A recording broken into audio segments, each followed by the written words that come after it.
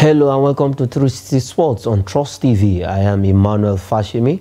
Like we had on Wednesday, when we went straight to Delta State Asaba, where the 7th edition of the National Youth Games 2023 is ongoing, and we got a live report from Denny Ajishafe giving us every happening for the past 4 days of event right there, where the young ones are actually slugging it out for medals for their states and for themselves, and some of them being captured as young as they are. We've seen a 5-year-old athletes in Delta State. We've seen 4 years, 5 years, 7 years, 10 years athletes from the various states doing well, and not forgetting that we also have a very young athlete from Nasarawa State, a very young golfer for even winning a medal for Nasarawa State. A lot have been going on in Delta State. That is the 7th edition of the National Youth Games, and the host states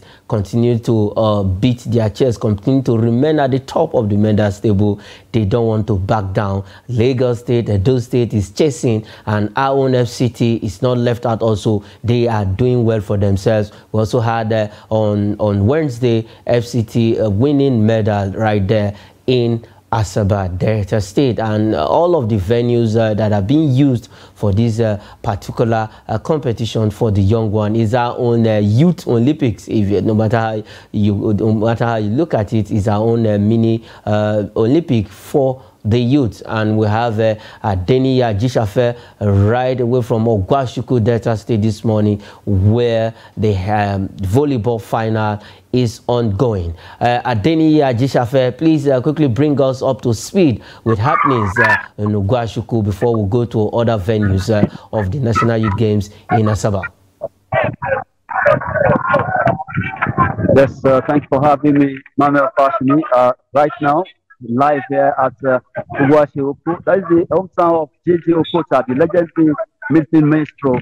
Right now, the place is getting really bubbling. Behind me is the handball event coming up.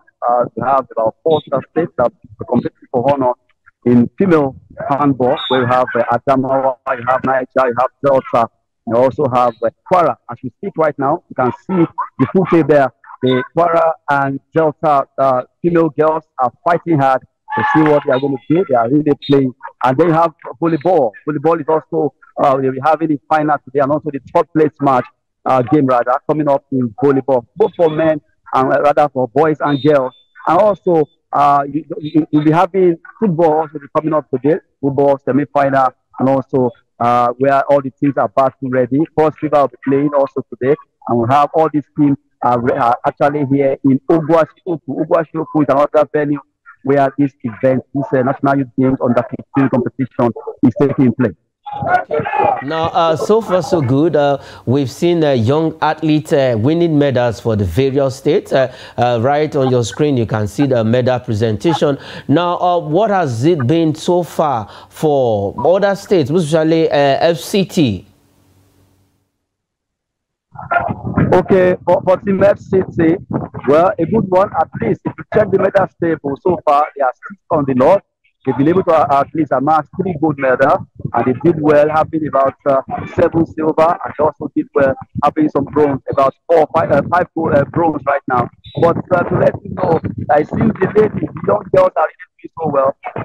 After lately, the women are really pushing Nigeria and the world map. Same thing happening to FCT. The 3 gold they won actually came from the young girls, 3 gold that they won so far, and also they won 6 silver. In something about the women also, the girls also did well by winning still silver, a silver coming from male aspect. And you just have to appreciate the fact that FCT, out of 36 states, they are not lagging behind at all. They are also doing well, not lagging behind in all sorts of competition. Standing 6 out of 36, that's a big one, a huge one for FCT. Delta State are still tough. You can't take anything away from the host state. They are leading the pack with 26 gold medals.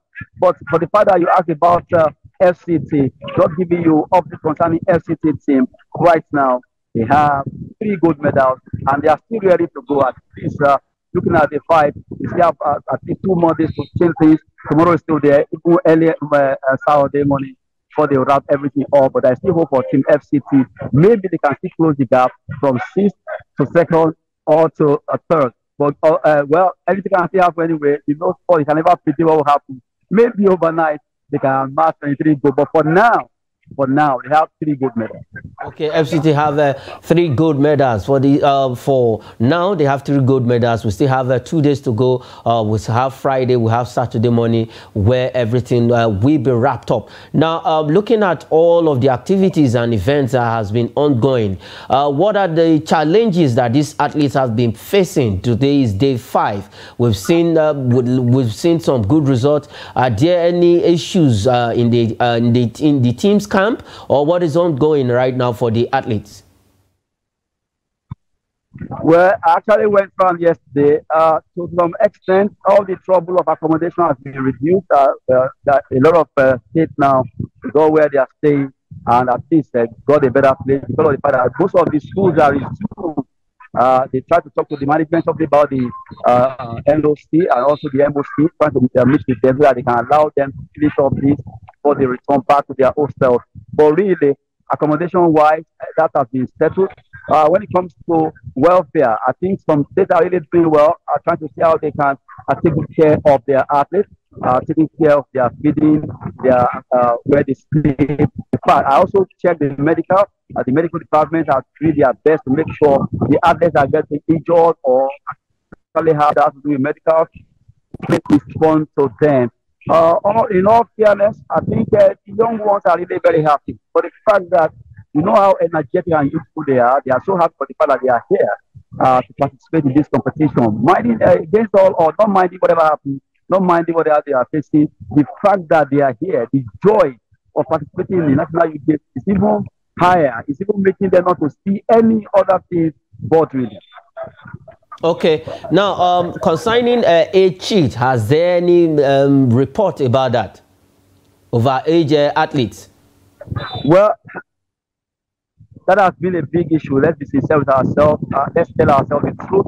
The issue of age cheat, really, some states are not seeing this as just a way of discovering talent and nurturing them. They are seeing it as it's a do or die affair. They must win a competition, but it's not like that.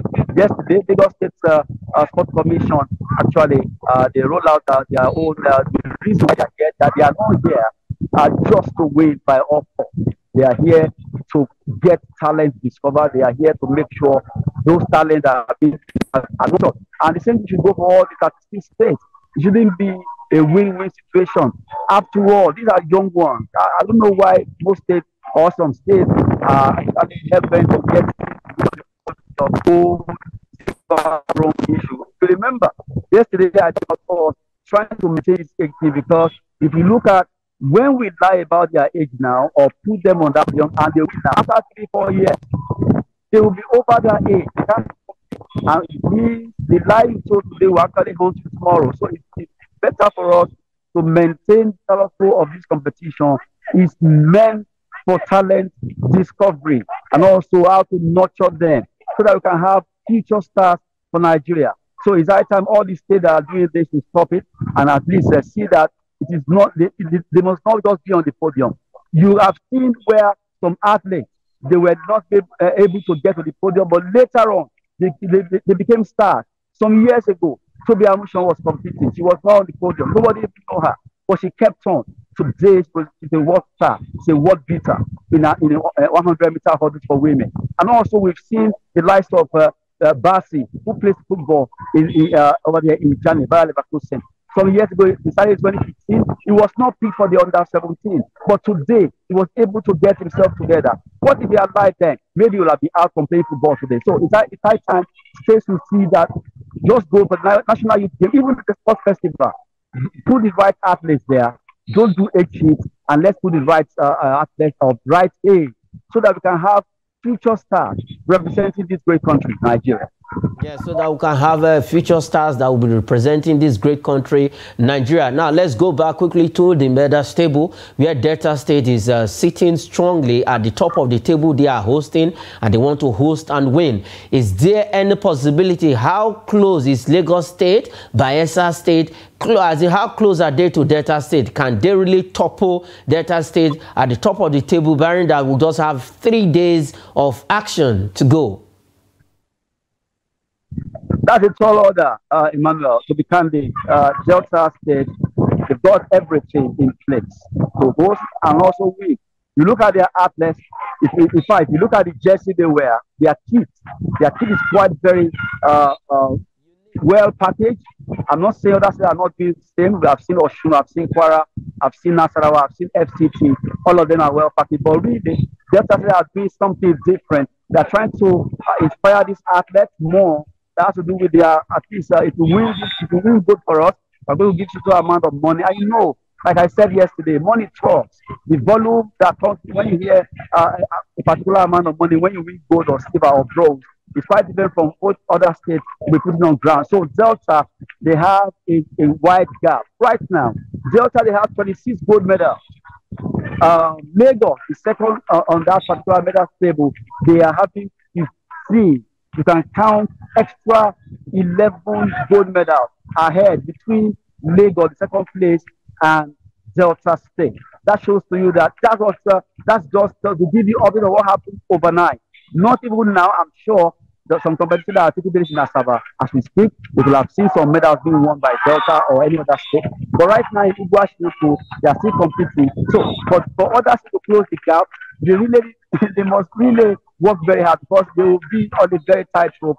Delta seems to be ready to host and win. Just gold medals, they have 26. And all in all, they have gone about 96. All in all the medals. And they are really leading the pack. And for any state to beat Delta, I don't know how they will do. They have to, in fact, triple up, not double up. They have to triple up and see how they can close the gap against their starship. Because right now, they want to host and win. Okay, right now Delta State want to host and win. And quickly, before I will let you go on the National Sports Festival so that we can talk on other topics on the show. The states like Yobe, Benue, Enugu, Sokoto, and Taraba are languishing. Taraba occupying the last spot of the medals table. What are they really doing to get medals, as in to increase their medals on this medals table? Well, let me quickly say this. I met a parent yesterday, and the parent said, well, she came from Adamawa, that it's not about winning, but the fact that her daughter is competing is a joy for her. She's really very happy that the fact that her daughter is competing at the national event, she's not even about winning. And the entire, I've seen some states who say, well, it's not about them winning or being on the podium or getting medal, but for the fact that they know they have come with a lot of youthful or young talent who will later become world beater.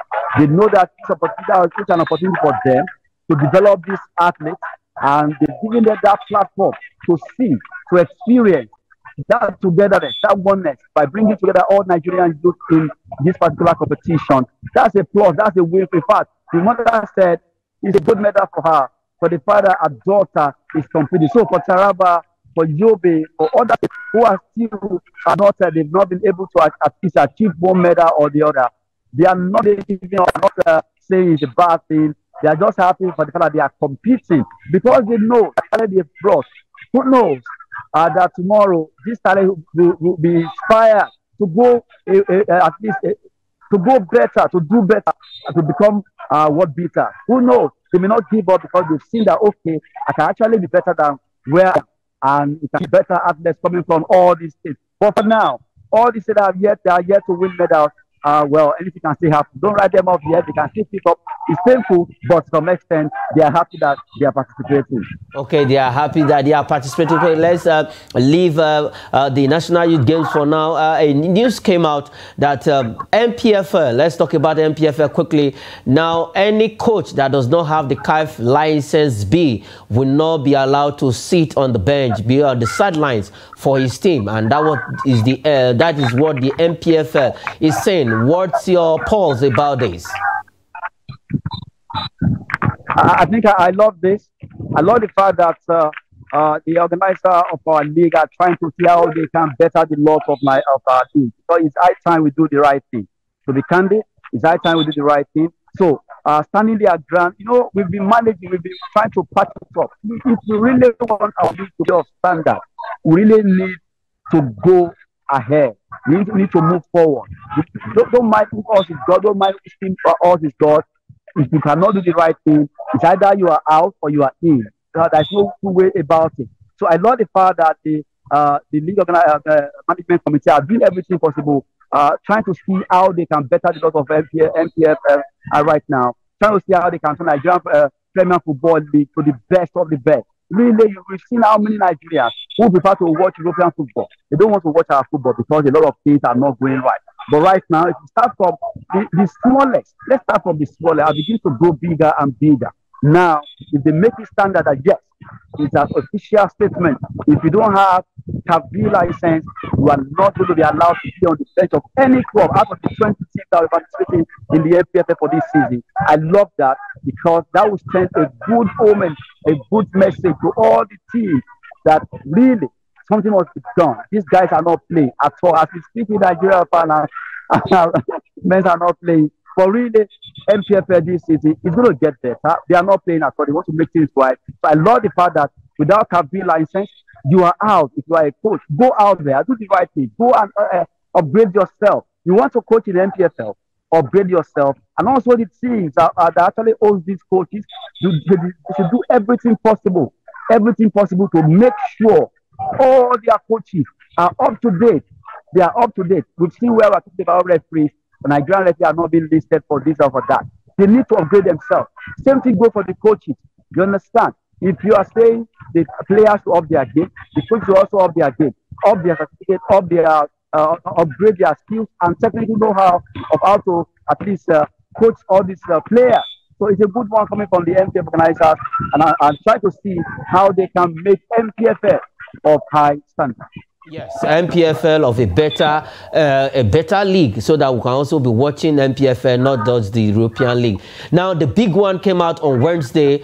Senator John Enowa, that is the Honorable Minister for Sports Development, was right there in Cairo, where Nigeria lost the hosting right of AFCON 2027 to Tanzania, Kenya, and Uganda. These three countries will be the host of the 2027 AFCON because, I was not there. I'm not a CAF executive committee member, but at the end of the day, we were not given the hosting right. Kenya, Uganda, and Tanzania will be hosting 2027 AFCON. How does this news come to you when you heard about it on Wednesday? Well, Fashimi, let's always tell ourselves the truth. The fact that Nigeria, maybe to some extent, media are making it look like it's a big deal because we didn't get the bid. What did you put in place to get the bid? You don't just go, overnight and say you want to host it. I'm not saying we cannot host. We can. But we've seen some years back, Nigeria Nights 9, let me take you back, we were hosting. And what happened? Even while we were hosting, light went off at the stadium. Let's not forget about that. I'm not saying we cannot do it. Nigeria Ghana 2000 was held. We co-hosted with Ghana. We want to co-host also with Benin Republic 2027. Yes, we put up a bid, but are we really ready to really host this event? Really? Did we see what Kenya, Uganda, Tanzania have put together? Let's not be sounding as people have cheated us. They have done something wrong by not giving us the bid. We bid. It's a bid. It's not as if you have an outright power. It's not as if it's your right. It's a bid. That's why they call it a bid. You bid for it. The contractor bid for a contract job. They could be 10, it could be 15. Somebody will present the most articulate or well-packaged bid, and that person will get it if things are done right. So maybe, you don't know, after all, you say you are not in Egypt or Cairo, but do you know what Kenya, Uganda, and Tanzania put together against what Nigeria and Benin Republic put together? For the fact that we've even done it before, let's even give other teams like Kenya or countries like Kenya, Uganda, Tanzania. Let's see what they can offer. Must we always host? I'm not saying it's not good to host. Economic-wise, we're going to make a lot of money. But are we really prepared for this? It's not a fire brigade way of doing things. You understand what I'm saying? Yeah. The hosting alone will drop a lot of money. Like, so I was talking with someone, I said, half, in fact, not even half, 10% of the money are going to use for hosting. Let's develop our athletes first. Let's develop our sport first. You understand? Let the Honorable Minister said is a minister that will make sure all sports are well taken care of. So let's start with that first. The golden geese or chicken that is laying the golden egg, the athletes, let's take care of them first. Then we can begin to talk about hosting events. Athletes that will compete, they will not have good welfare. In this national youth game, we've seen a lot of athletes who are not really too happy for the fact that they were just packed up and brought down here. This must be done right. As a state, as a country, we need to get it right by making sure things are done right. What are we doing for the athletes' welfare? What are we doing about their pay package? What are we doing about the facility we have on the ground? Most of these stadiums I will put up, if you dig deep, and all the stadium invite position to host events, if you really check one, are they really good enough to host events? After all the listed stadiums, maybe 3 or 4 are in good shape. Let's not deceive ourselves. We need to make sure all the facilities are in place. It's very painful that we let's leave it at that. For the hosting right of the 2027 AFCON, it has been given to these 3 countries, Tanzania, Kenya, and Uganda. And this after quite some number of years, more than 2 decades, that the East Africa hosted what is called the Nations Cup. Now it's going back there, and we are happy. Super Eagles will have to play qualifiers to be there. Okay, let's leave that and go straight to the Italian Serie A. Victor Osimhen actually ended his goal scoring drought in the game against Udinese, putting his name on the scoring sheet on the 38th minute of that encounter, and it was a fantastic goal, beautiful goal, and the fans actually cheered him. We know the controversies that is going on with Victor Osimhen and Napoli. Now, quickly, Adeni, just in 2 sentences, react to this. After 4 games thereabout, he couldn't get a goal, but now he has ended that by scoring against Udinese in their Serie A fixture on Wednesday. But we know the controversies that is ongoing between Victor Osimhen and Napoli management. It's absurd, Adeni. Well, I'm happy for the fact that he replied with that particular goal against Udinese. I'm happy for Victor Osimhen. This will inspire him, because for the past few days he has been a bit kind of down, but now it's back to scoring goals. He's down to silence the critics. I still understand what happened to Napoli, that they quickly forgot in a hurry how this young lad helped them, contributed to them winning this Scudetto, and also becoming top striker there. But really, whatever happens behind I think the Napoli hierarchy, they need to really check what their stars post online. That particular video went already, and it didn't go well with Osimhen and his camp. But right now, scoring that goal for Napoli against Udinese, at least 6 volume. Right now, he's got his boot back. Hopefully, he continues to bang in more goals, and he'll be ready for action. And then he can continue to silence the critics from Napoli. Okay, you continue to silent critics of Napoli. Okay, Adeni, I will let you go on this so that I will just continue with other topics on the show. But quickly, we are hoping that you come back with a medal from Delta State Asaba.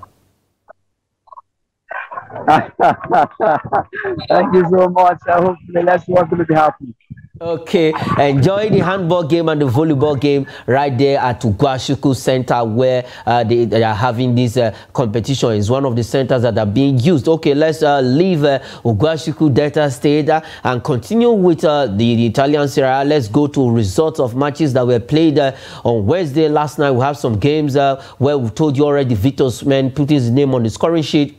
We have Cagliari against AC Milan. It ended 3-1 in favor of AC Milan. 3, Cagliari 1. Empoli 1, back to winning ways after back-to-back defeats against Salernitana. 1-0. It ended in favor of Empoli. Hellas Verona lost at home to Atlanta. Inter Milan lost at home also to Sassuolo 2-1, and then Lazio 2, Torino 0, and Napoli 4, Udinese 1. Let's have the table, the first half of the table quickly of the Italian Serie A. As you can see on the table, Inter Milan still remaining at the top of the table with 15 points, followed by AC Milan, who now joined them there at the top of the table with 15 points. Juventus on the third position with 13 points. Atlanta fourth with 12 points. Napoli moving up to fifth position with 11 points, staying on the fifth. Lecce 6, Fiorentina 7, and Sassuolo 8, and Fiorentina 9, and Torino occupying the 10th position. And before we go, let's have today's fixtures. We're having some fixtures in the league in Europe. We have some fixtures in Italian Serie A. We also have